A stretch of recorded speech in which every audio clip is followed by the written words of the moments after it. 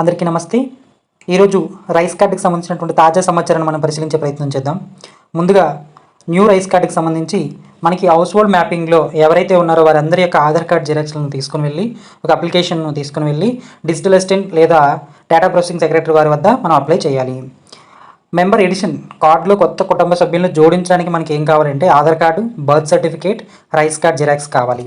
అలాగే కార్డు యొక్క విభజన గురించి చూస్తే రైస్ కార్డు కావాలి, మ్యారేజ్ సర్టిఫికేట్ ఉండాలి, ఆధార్ కార్డు ఉండాలి. ఆ రైస్ కార్డులో ఎంతమంది అయితే ఉన్నారో అంతమంది యొక్క ఆధార్ కార్డ్ జిరాక్సెస్ అనేవి ఉండాలి.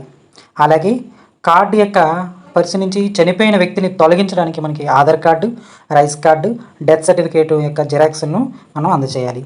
అలాగే రైస్ కార్డులో అడ్రస్ యొక్క చిరునామా మార్పు కొరకు ఆధార్ కార్డు, రైస్ కార్డు అనేది ఉండాలి.